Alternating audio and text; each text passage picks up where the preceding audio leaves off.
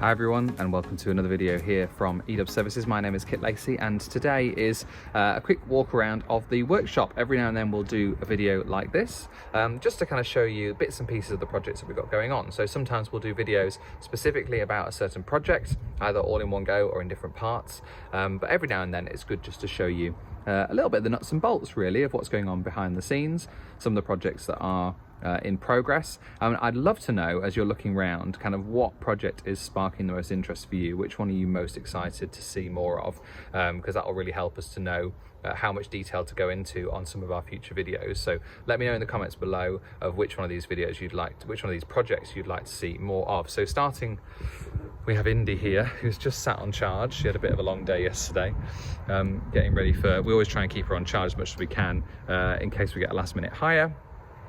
Or in case I want to take her home for the weekend, which happens quite a lot. So Indy's sat here now, she's just on charge at the moment. Solbrit is here. Solbrit has just been back with us for a little while. She's kind of finished completely. CCS is all working grand on there.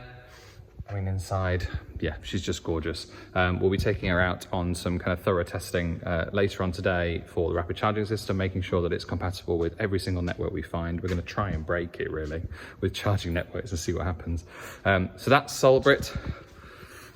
Morris Minor, this is a lot of fun. So the Morris Minor project, it's featuring something quite unique. It's a new universal battery pack and motor system. We're calling it our E20, a universal E20 system. So it kind of is what you see there, which is a nice kind of cube that sits in the engine bay at the front. And then I can't show you the motor anymore because we've kind of finished the interior, which actually I'm not gonna show you. No, I'm not gonna show you, but it's covered over. So what this exists is the battery system here. That's a 20 kilowatt hour battery pack with a single speed reduction gearbox and electric motor. So it's perfect for older classic cars, kind of pre-70s stuff that had front engine but still rear wheel drive.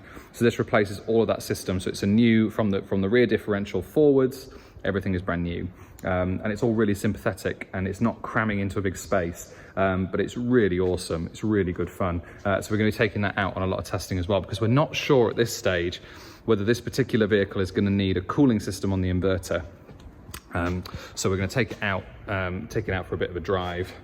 Oh, I kind of showed you the interior, and see how it performs. So that's that one there. Split screen. So you would have just seen our last video was about the Splitscreen Campervan.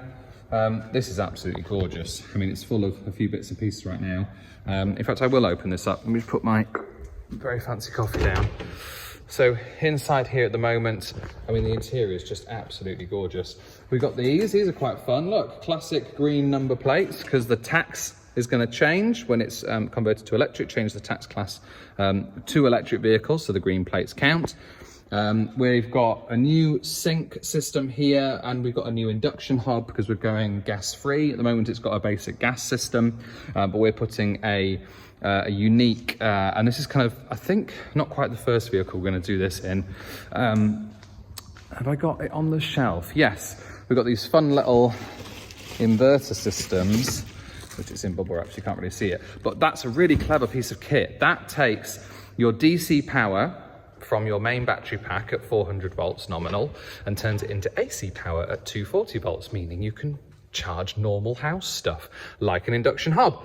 So this will be running all like that, so it'll be able to run basically off grid, which is something we're going to start throwing out as an option for all of our conversions, and probably retrofitting some of our higher vehicles with that as well. But yeah, absolutely gorgeous vehicle. There's not much else to do with it, but yeah, it's still running right now because we like the fact that it can drive. But very soon the engine will be out of that. Here we are, red Campervan. This one has had a new inverter. It's got a new CCS system on. We've got two different types of CCS system.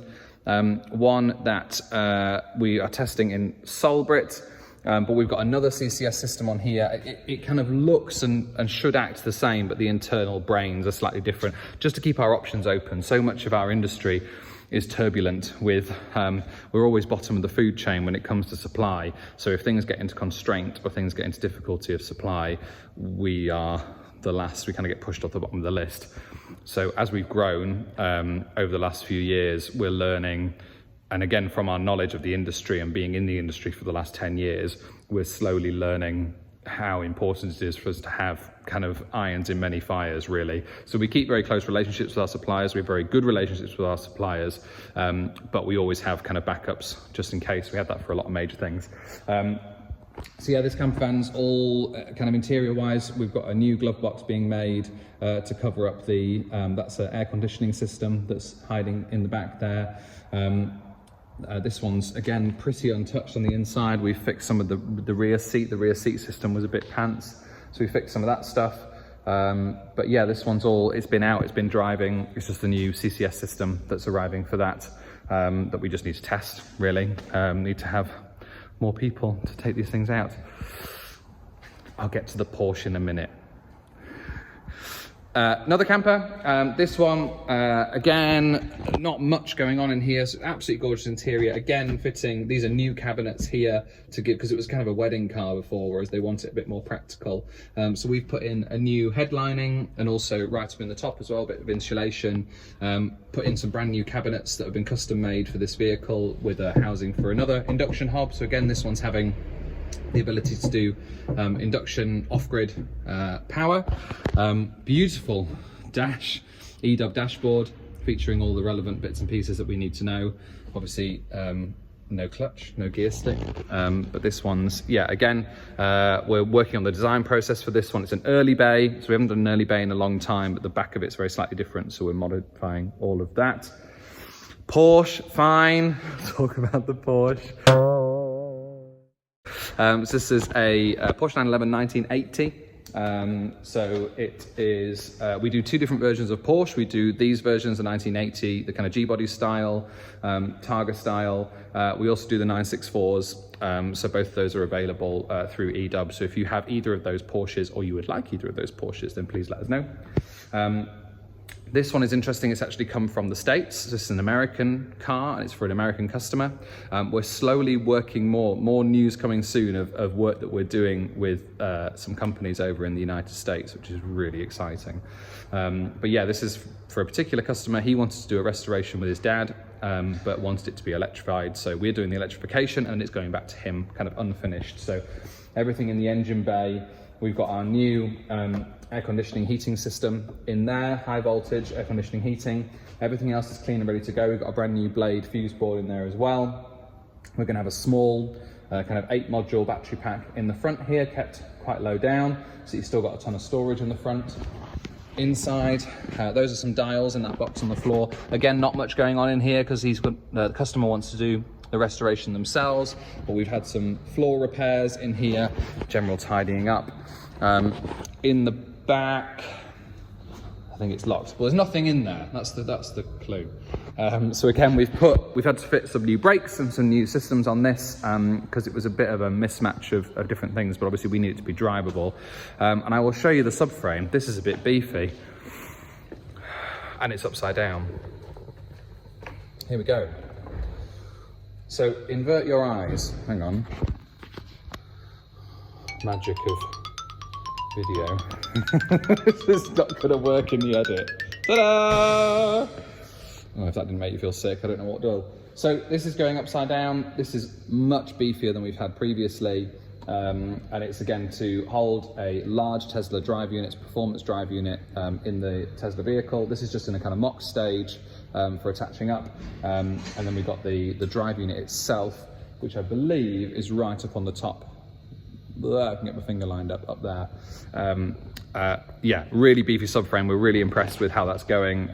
This is our second version of the G-Body, so it's exciting to be learning from what we've done previously. But yeah, we'll have more on the Porsche very, very soon. T6. So the T6, this is for a Swiss customer. So the idea of this project, we've been working with this customer for a long time. It's a business over in Switzerland. They're aiming to produce some, because electrifying over in Switzerland is harder and easier all at the same time. So it's harder because every single electrification has to be approved and has to go through regulations to be signed off to drive on the road, every single one, regardless of how old it is. Whereas in the UK, if it's an old car, the DVLA are less bothered, is the easy way to put it. So you can convert old cars quite easily, but not new cars. Whereas in Switzerland, you have to be careful about everything. So what that means is if somebody in Switzerland wants to convert a vehicle and they have a choice, because it's difficult for everything, then they're going to choose maybe something newer. So this is a long wheelbase T6.1. The idea being, it's just a van at the moment, but the idea is that it'll go through full electrification with us. This is going to have a pretty epic 120 kilowatt hour battery pack. It's pretty humongous. It's got a Tesla Model 3 drive unit in the front. Again, that's because of the regulations about specificity for Switzerland, that the power of the original, of the replacement driving system needs to be within 10% of what the original used to be. So we can't just go beefy. We can't just throw a load of power into this. It has to be quite equivalent. So that's in this model here. And then it's going to have a small battery pack on top and a big battery pack underneath. And then it's going to Switzerland for some interior kit out. And the plan is to make lots of these.